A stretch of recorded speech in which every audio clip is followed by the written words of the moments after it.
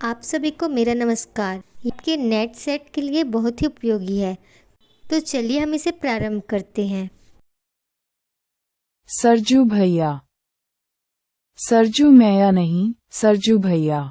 ये हमारे गांवों की विशेषता है कि कभी कभी मर्द गंगा, यमुना या सरजू हो जाते हैं। इस बारे में औरतें ही सौभाग्यशालिनी हैं, प्रायः उनके नामों में ऐसे अनर्थ नहीं होते। हाँ, तो सरजू भैया। मेरे घर से सटा हुआ जो एक घर है, एक तरफ 2 खपड़ैल मकान, एक तरफ मिट्टी की दीवार पर फूस के छप्पर, एक तरफ टट्टी के 2 झोंपड़े, एक तरफ मकान नहीं, सिर्फ टट्टी खड़ाकर छोटा सा आंगन निकाला हुआ, उसी घर के सौभाग्यशाली मालिक हैं हमारे सरजू भैया। सरजू भैया को कोई छोटा भाई नहीं रहा, और मैंने प्रथम संतान के रूप में ही अपनी माँ की गोद भरी। अतः हम दोनों ने परस्पर एक नाता जोड़ लिया है। वह मेरे बड़े भाई हैं, मैं उनका छोटा भाई। गांव के सबसे लंबे और दुबले आदमियों में सरजू भैया की गिनती हो सकती है। रंग सांवला, बगुले सी बड़ी बड़ी टांगें, चिंपांजी की तरह बड़ी बड़ी बाहें। कमर में धोती पहने, कंधे पर अंबोछी डाले जब वह खड़े होते हैं, आप उनकी पसलियों की हड्डियां गिन लीजिए। नाक खड़ी, लंबी, भवें सघन, बड़ी बड़ी आंखें कोटरों में भैंसी, गाल पिचके, अंक अंक की शिराएं उभरी, कभी कभी मालूम होता ये नसें नहीं, उनके शरीर को किसी ने पतली डोरों से जकड़ रखा है। ऊपर की तस्वीर निस्संदेह किसी भूखमरे, मनहूस आदमी की मालूम होती है। किंतु क्या बात ऐसी है? सरजू भैया मेरे गांव के चंद जिंदादिल लोगों में से एक हैं। बड़े मिलनसार, मजाकिया और हंसोड़। वह दिल खोलकर जब हंसते हैं, शरीर भर में जो सबसे छोटी चीजें उन्हें मिली हैं वे उनके पंक्तिबद्ध छोटे छोटे दांत, तब बेतहाशा चमक पड़ते हैं, अंग अंग हिलने डुलने लगते हैं, जैसे हर अंग हंस रहा हो। और सरजू भैया के पास इतनी संपत्ति है कि वह खुद या अपने परिवार का ही पेट नहीं भर सकते, बल्कि आगत अतिथि की सेवा पूजा भी मजे में कर सकते हैं। तो फिर यह हड्डियों का ढांचा क्यों? मैं जवाब में एक पुरानी कहावत पेश करूंगा, काजीजी दुबले क्यों? शहर के अंदेशे से। हाँ, सरजू भैया की यह जो हालत है, वह अपने कारण नहीं, दूसरों के चलते, पराये उपकार के चलते उन्होंने न सिर्फ अपना शरीर सुखा लिया है, बल्कि अपनी संपत्ति की भी कुछ कम हानि नहीं की है। उनके पिता, जो गुमाश्ताजी कहलाते थे, मेरे गांव के अच्छे किसानों में से थे। चौपाल, साफ सुंदर उनका मकान और अच्छा खासा बैठक खाना था, जहां आज सरजू भैया की यह राममरैया है। खेतीबाड़ी तो थी ही, रुपए और गल्ले का अच्छा लेन देन था। परिवार भी बड़ा और खर्चीला नहीं था, लेकिन उनके मरते ही सरजू भैया ने लेन देन चौपट कर दिया। बाढ़ ने खेती बर्बाद की और भूकंप ने घर का सत्यानाश किया। उनका लेन देन इतना अच्छा था कि वह शायद खेती को भी संभाल देता, घर भी खड़ा कर सकता था। किंतु सरजू भैया और लेन देन, जिसे नग्न शब्दों में सूदखोरी कहिए चाहता है, आदमी आदमीपन को खो दे, वह जोंक, खटमल, नहीं चीला बन जाए। काली जोंक और लाल खटमल का स्वतंत्र अस्तित्व है। हम उनका खून चूसना महसूस करते हैं, हम उनमें अपना खून प्रत्यक्ष पाते देखते हैं। लेकिन चीला, गंदे कपड़े में, उन्हों सा काला कुचैला रंग लिए वह चुपचाप पड़ा रहता है और हमारे खून को यूं धीरे धीरे चूसता है और तुरंत उसे अपने रंग में बदल देता है कि उसका चूसना हम जल्द अनुभव नहीं कर पाते, और अनुभव करते भी हैं तो जरा सी सुगबुगी या ज्यादा से ज्यादा चुनचुनी मात्र, और अनुभव करके भी उसे पकड़ पाने के लिए तो कोई खुरदबीन ही चाहिए। सरजू भैया चीला नहीं बन सकते थे। उनके इस लंबे शरीर में जी हृदय मिला है, वह शरीर के ही परिमाण से। जो भी दुखिया आया, अपनी विपदा बताई, उसे देवता सा दे दिया और वसूलने के समय जब वह आंखों में आंसू लाकर गिड़गिड़ाया तो देवता ही की तरह पसीज गए। सूद कौन कहे, कुछ ही दिनों में मूलधन भी शून्य में परिणत हो गया। उल्टे अब वह खुद हाथ हथफेर में व्यस्त रहते हैं। बाढ़ और भूकंप ने उनके खेत और घर को बर्बाद किया जरूर, लेकिन सरजू भैया, मेरा यकीन है, आज की फिटेहली से बहुत कुछ बचे रहते, यदि लेन देन के बाद भी इन दोनों की तरफ ही पूरा ध्यान दिए होते। यह नहीं कि वह जी चुराने वाले या आलसी और बोडा गृहस्थ हैं। नहीं, ठीक इसके खिलाफ चतुर, फुर्तीला और कामकाजू आदमी हैं। लेकिन करें तो क्या, उन्हें दूसरे के काम से ही कहाँ फुर्सत मिलती है। गंगा भाई के घर में बच्चा बीमार है, वैद्य को बुलाने कौन जाएगा सरजू भैया। हृदय को बाजार से कई सौदा सुलफ लाना है, वह किसे भेजे सरजू भैया को। खबर आई है, रामकुमार के मामाजी अपने गांव में सख्त बीमार हैं, उनकी खोज खबर कौन लाए सरजू भैया से बढ़कर कौन दूसरा धावन होगा। परमेश्वर को एक रजिस्ट्री करनी है, शिनाख्त कौन करेगा सरजू भैया। किसी के घर में शादी ब्याह यज्ञ जाप हो और सरजू भैया अस्त व्यस्त। किसी की मौत हो जाने पर, यदि वह अंधेरी रात में हो, तो निश्चय ही कफन खरीदने का जिम्मा सरजू भैया पर रहेगा। यूं गांव भर के लोगों का बोझ अपने सिर पर लेकर सरजू भैया ने न केवल अपने खेत और घर को मटियामेट किया है, बल्कि इस उम्र में अपनी कमर भी झुका ली है। दिन हो या रात, चिलचिलाती दोपहरिया हो या अंधेरी अधरतिया, सरजू भैया के सेवा सदन का दरवाजा हमेशा खुला रहता है। विक्टर ह्यूगो ने अपनी अमर कृति ला मिजरेबल में कहा है, डॉक्टर का दरवाजा कभी बंद नहीं रहना चाहिए और पादरी का फाटक हमेशा खुला होना चाहिए। सरजू भैया को निस्संदेह इन दोनों का रुतबा अकेले हासिल है। मेरे क्षुद्र विचार से सरजू भैया का व्यक्तित्व अनुकरणीय ही नहीं, वंदनीय, पूजनीय है। जब जब उन्हें देखता हूँ, मेरा ज्ञानी मस्तक आप से आप उनके चरणों में झुक जाता है। लेकिन मेरे मन में सबसे बड़ी चोट लगती है तब, जब देखता हूँ, इस नर रत्न की कद्र कहाँ तक होगी। बहुत से लोग इन्हें सुधुआ समझकर ठगने की चेष्टा करते हैं। यदि यही बात होती तो भी बर्दाश्त की जा सकती, लेकिन यही नहीं, इन्हें जब तब इंझटों में डालने की कोशिश होती है। और यदि अकस्मात झंझट में पड़ जाते हैं तो उससे निकलने की क्या बात, इनके तड़पने का तमाशा देखने में लोग मजा अनुभव करते हैं।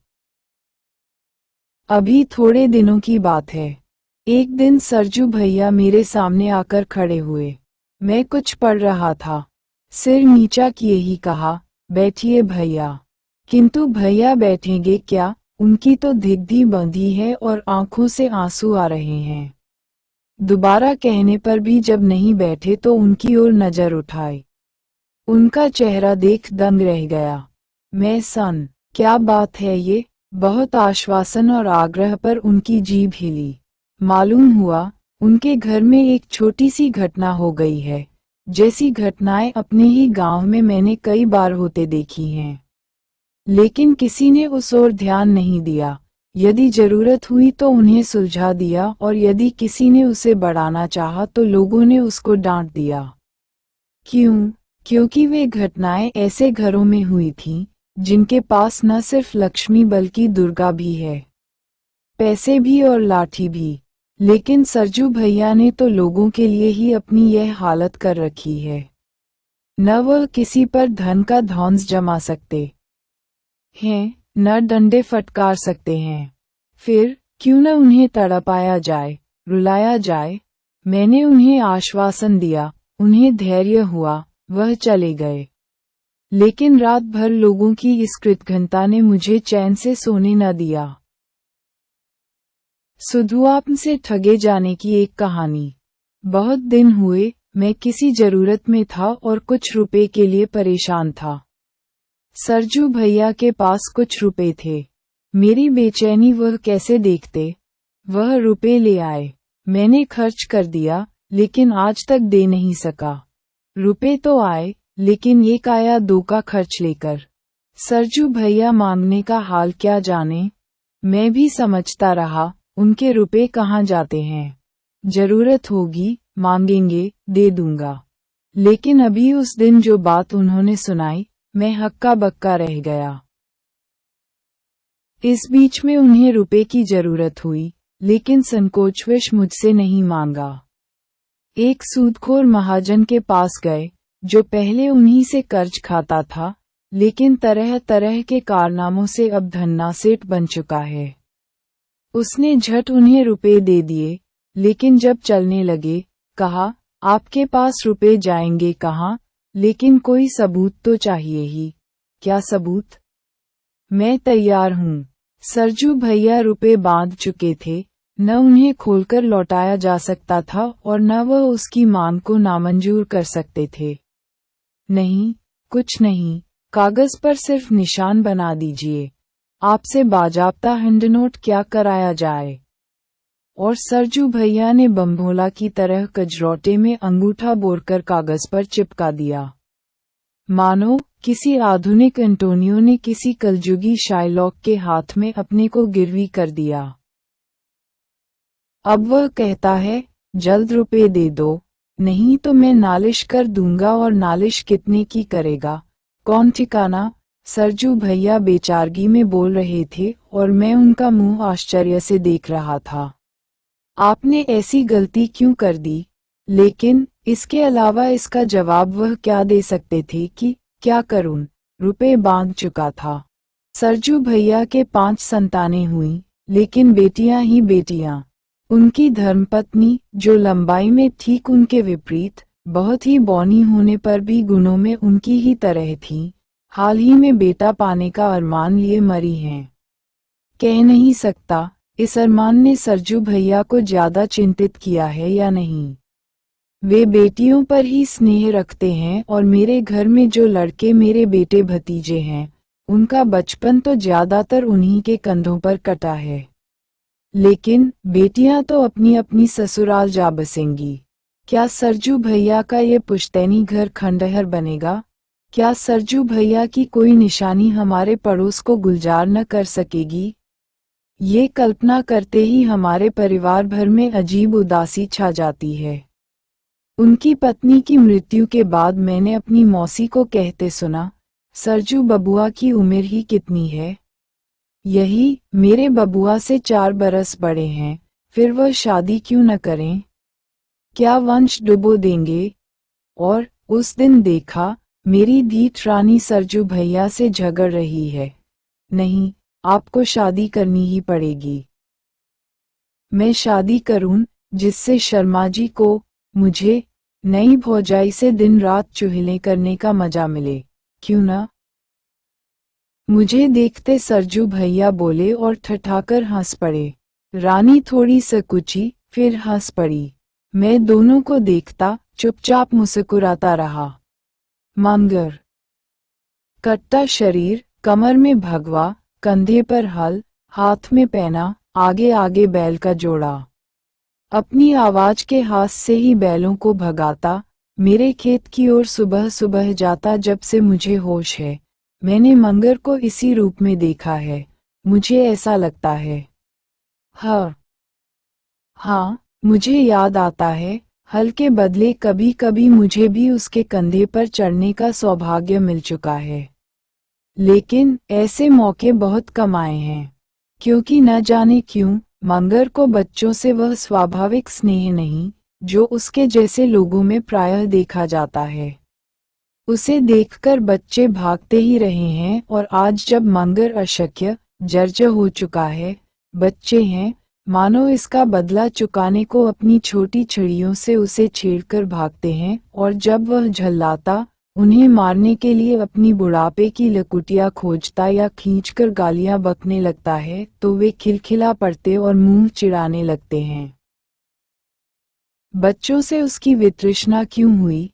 शायद इसलिए तो नहीं कि उसे जो एक ही बच्चा नसीब हुआ, वह कमाऊ पूत बनने के पहले ही उसे दगा देकर चल बसा।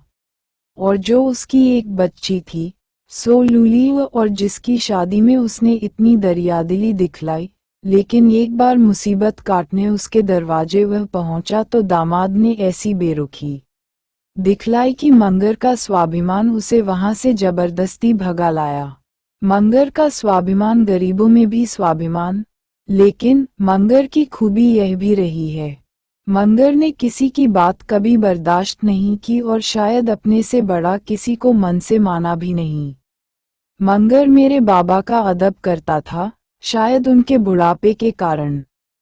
सुना है, मेरे बाबूजी को वह बहुत चाहता था, शायद उनके नेक स्वभाव के कारण, किंतु मेरे चाचाओं को तो उसने हमेशा अपनी बराबरी का ही समझा, और मुझे तो वह कल तक तू ही कहकर पुकारता रहा है। किसकी मजाल, जो मंगर को बदजुबान कहे, हलवाहों को मिलने वाले नित दिन की गालियां तो दूर की बात। ऐसा क्यों? उसका खास कारण मंगर का ये हट्टा कट्टा शरीर और उससे भी अधिक उसका सख्त कमापन, जिसमें ईमानदारी ने 4 चांद लगा दिए थे। जितनी देर में लोगों का हल 10 कट्ठा खेत जोतता, मंगर 15 कट्ठा जोत लेता, और वह भी ऐसा महीन जोतता कि पहली चास में ही सिराव मिलना मुश्किल। मंगर को ये बताने की जरूरत नहीं कि कल किस खेत में हल जाएगा। वह शाम को ही सारे खेतों की आर घूम आता और जिसकी ताक होती, वहां हल लिए सुबह सुबह पहुंच जाता। जुताई के वक्त किसी की देखरेख की भी जरूरत नहीं। आम हलवाहों के पीछे किसान जो लट्ठा लेकर पड़े रहते हैं, और तो भी वे जी चुराते, ढिलाई करते, आज का काम कल के लिए छोड़ते, यह आदत मंगर में थी ही नहीं। यूं ही रखवाली चाहे हरी फसल की हो या सूखी पसी की, खलिहान में चाहे बोझों की सील हो या अनाज की रास, मंगर पर सब छोड़कर निश्चिंत सोया जा सकता था। दूसरा ऐसा जन मिलेगा कहाँ? फिर क्यों न उसकी कद्र की जाए। मेरे बाबा कहते थे, मंगर हलवाहा नहीं है, सर्वांग है। वह अपने सवांग की तरह ही कभी कभी रूठ जाता था, और जब तब लोगों को झिड़क भी देता था। उसकी झिड़क सबके सिर आंखों पर, उसका रूठना और उसकी मनौती होती। कभी कभी बातें कुछ बढ़ भी जाती। एक दिन काफी कहा सुनी हो गई। दूसरी सुबह मंगर हल लेने नहीं आया। इधर से बुलाहट भी नहीं गई। रुपए हैं, तब हलवाहे न होंगे। कोई नया हलवाहा लेकर जोता गया। उधर कोई दूसरा किसान आकर मंगर से बोला, मंगरू देख, उन्होंने दूसरा हलवाहा कर लिया है। उन्हें रुपए हैं, 1000 हलवाहे मिलेंगे, तो तेरे भी शरीर है, 1000 गृहस्थ मिलेंगे। चल, हमारा हल जोत, तू जो कहेगा, मजदूरी दूंगा। लेकिन मेरा सिर जो दर्द कर रहा है। मंगर ने इसका जवाब दिया, और उसका ये सिर दर्द तब तक बना रहा, जब तक झक मारकर मेरे चाचाजी फिर उसे बुलाने नहीं गए। क्योंकि 4 दिनों में ही मालूम हो गया, मंगर क्या है। बैलों के कंधे छिल गए, उनके पैर में फाड़ लग गए। खेत में हल तो चला, लेकिन न डैला हुआ, न मिट्टी मिली। फिर खेत की आड़ पर बैठे दिन भर हलवाहे को टुकारी देते रहिए, तब कहीं 10 कट्ठा जमीन जुते। मंगर के बिना काम चल नहीं सकता। चाचाजी उसके दरवाजे पर खड़े हैं। मंगर भीतर घर में बैठा है। मंगर की अर्धांगिनी भकौलिया ने कहा, मालिक खड़े हैं, जाओ, मान जाओ। कह दे, मेरा सिर दर्द हो रहा है। मंगर ने चाचाजी को सुनाकर कहा, मालिक जरा इनके सिर पर मालकिन से तेल दिला दीजिएगा। भकौलिया हंसती हुई बोली, तू मुझसे दिल लगी करती है। मंगर के स्वर में नाराजी थी। मंगर, चलो, आपस में कभी कुछ हो ही जाता है, माफ करो। चाचाजी के स्वर में आरजू मिन्नत थी। जाए, उसी से जुतवाए, जिससे 4 दिन जुतवाया है। मुझे ले जाकर क्या होगा? आधी रोटी की बचत भी तो होती होगी।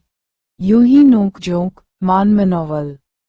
फिर मंगर अपना हलवाही का पैना हाथ में लिए आगे आगे और चाचाजी पूछे पीछे। यह आधी रोटी की बचत क्या? इसे समझा आपने? इसे मंगर का खास इजारा समझिए। जहाँ गांव भर में हलवाई को एक रोटी मिलती, मंगर के लिए 1.5 रोटी जाती। वह भी रोटी सुअन की हो और अच्छी पकी हो, उस पर कोई तरकारी भी जरूर हो, क्योंकि मंगर किसी का कच्चा नमक नहीं खाता। मंगर की सभी शर्तें पूरी होती। लेकिन ये 1.5 रोटी वह खुद खाता, ऐसा आप नहीं समझें। क्या अपनी अर्धांगिनी के लिए लाता? नहीं, आधी के 2 टुकड़े कर दोनों बैलों को खिला देता। यूं, यह आधी रोटी फिर मेरे ही घर आती, लेकिन इसमें कोई काट कपट हो नहीं सकती थी। महादेव मुंह तारके और मैं खाऊं, ये कैसे होगा? मंगर के लिए ये बैल नहीं, साक्षात महादेव थे। एक आध बार बात बहुत बढ़ गई तो मंगर मेरा गांव छोड़कर चला गया। लेकिन गांव में रहते उसने दूसरे का परिहत नहीं पकड़ा। दूसरे गांव में भी वह जम नहीं सका। तब तीसरा गांव देखा और अंत में मारा मारा फिर मेरे गांव लौटा। शायद मेरे घर जैसा कददां उसे कहीं नहीं मिला। मंगर का स्वभाव रूखा रहा है। किसी से लल्लो चप्पो नहीं, लाए लपटाई नहीं। 2 टूक बातें, चौट्रक व्यवहार। तो भी न जाने क्यों, मंगर मुझे शुरू से ही स्नेह की नज़र से देखता रहा है। शायद इसीलिए कि मेरे बाबूजी उसे बहुत मानते थे। अब भी कहता है, मालिक, ये हमारे मंझले बाबू, वह मरे, मेरी तकदीर फूटी। और शायद इसलिए भी कि मैं बचपन से ही टुआ हूँ। माँ मर गई, पिताजी चल बसे। तभी तो उसने अपना पवित्र कंधा मुझे दिया। और जब कुछ बड़ा हुआ, मैं ननिहाल जाने आने और रहने लगा तो याद आता है, मंगर ही मुझे वहां पहुंचाता। मैं एक छठी घोड़ी पर सवार, मंगर सिर पर सौगात की चीजें और मेरी किताबें लिए, घोड़ी की लगाम पकड़े आगे आगे। जहां नीच ऊंच जमीन होती, कहीं मैं घोड़ी से गिर न जाऊं, बगल में आकर एक हाथ से मुझे पकड़ भी लेता। उसके बलिष्ठ हाथों के उस कोमल स्पर्श का अनुभव आज भी कर रहा हूँ। ज्यों-ज्यों बड़ा होता गया, घर से मेरा संबंध टूटता गया। बकौल मंगर, मैं तो अपने ही घर का मेहमान बन गया। लेकिन जब जब 2-4 दिनों के लिए घर जाता, मंगर को उसी रूप और उसी पेशे में देखा करता। कपड़ों से मंगर को वहशत रही है। हमेशा कमर में भगवा ही लपेटे रहता। उसे धोतियां मिली हैं। गोवर्धन पूजा के दिन हर साल एक नई धोती लिए बिना वह बैल के सींगों में लटकन बांधता क्या। यूं भी बाबा और चाचा साल में जब तब पुरानी धोतियां दिया करते। घर में शादी ब्याह होने पर उसे लाल धोतियां भी मिली हैं। मेरी शादी में मंगर के लिए नया कुर्ता भी बना था। लेकिन धोतियां हमेशा उसके सिर का ही श्रृंगार रहीं, जिन्हें वह मुरेठे की तरह लपेटे रहता। और कुर्ता, जब मेरी किसी कुटमैती में वह संदेश लेकर जाता, तभी उसकी देह बैंकता। यूं, साधारणतः वह हमेशा नंग धड़ंग रहता और मैं कहूँ, मुझे उसका शरीर उस रूप में बहुत ही अच्छा लगता। आज एक कलाकार की दृष्टि से कहता हूँ, मंगर को खूबसूरत शरीर मिला था। काला कलूटा, फिर भी खूबसूरत। सौंदर्य की रंगसौजी और नक्काशी का मजमुआ समझने वालों की रुचि में समझ नहीं पाता।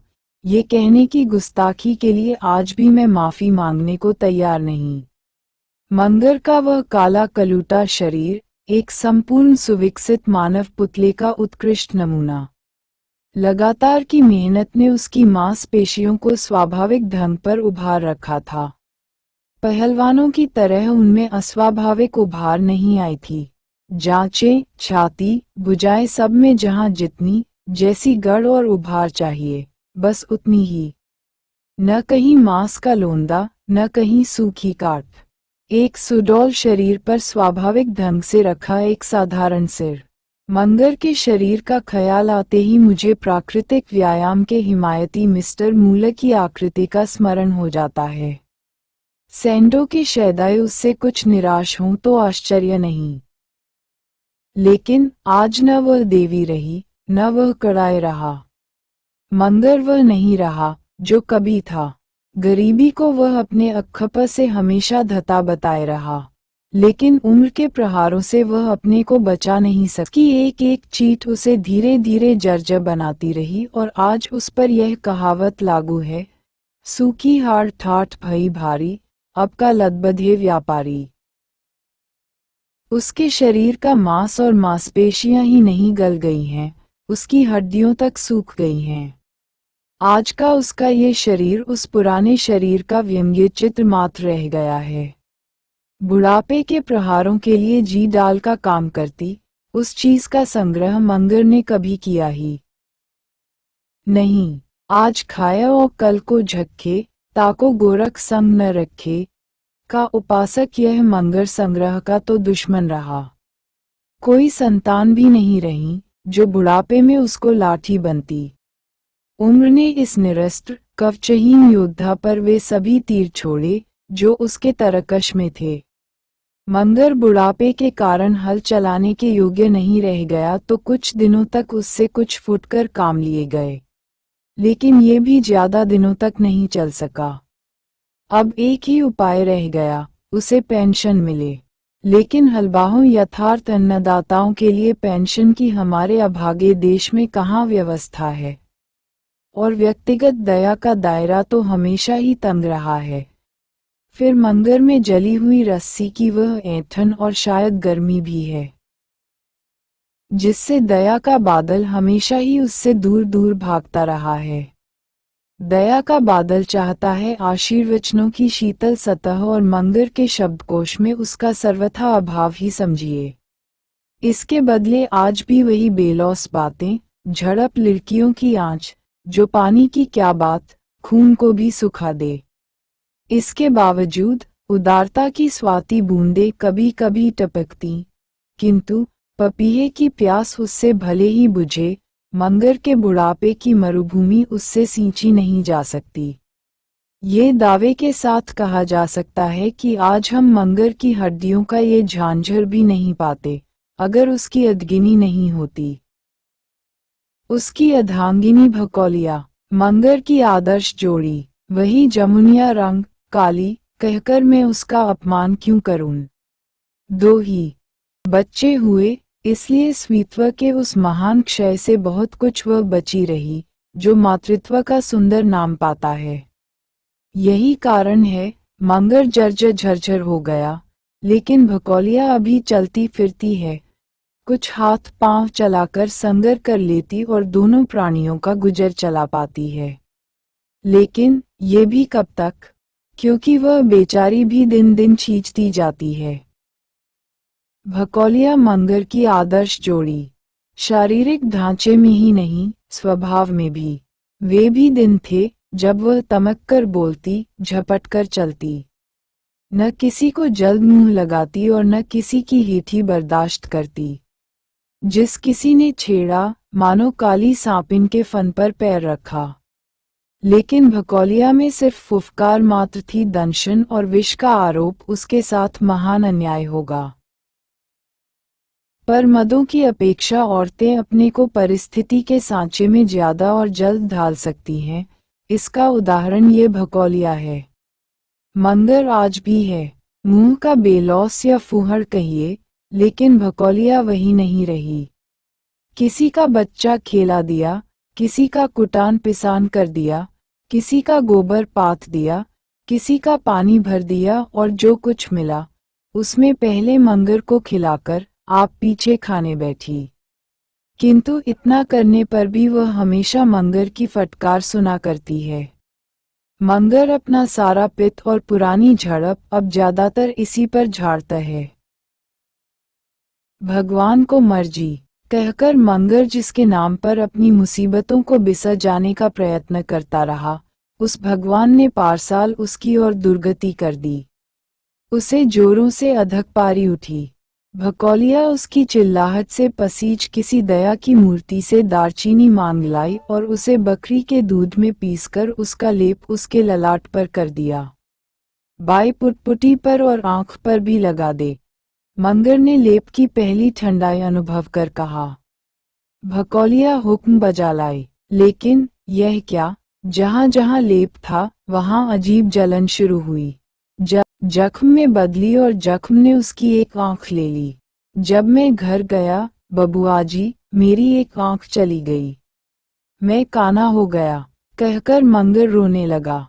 शायद मंगर को मैंने यही पहली बार रोते देखा। मैं उसे ढांस दे रहा था, लेकिन मेरा हृदय और विपदा अकेली कब रही? पिछले माघ में मैं घर पहुंचा। सुबह धूप निकल आई थी, लेकिन अपने चिर अभ्यास के अनुसार मैं आंखें मूंदे रजाई से लिपटा पड़ा था। थोड़ी थोड़ी देर पर कुछ गिरने की सी धम धम की आवाज होती। रजाई मुंह से हटाकर आंखें खोलीं। देखा, सामने पुआल के टाल के नजदीक एक काला सा अस्थि पंजर बार बार खड़ा होने की कोशिश करता और गिरता है। यह क्या? चौंक कर उठा, उस ओर बढ़ा। ये तो मंगर को अधांग मार गया है। देखा, आंखें सजल हो उठीं। निकट गया, उसे संभाला। फिर कहा, मंगर, पड़े क्यों नहीं रहते?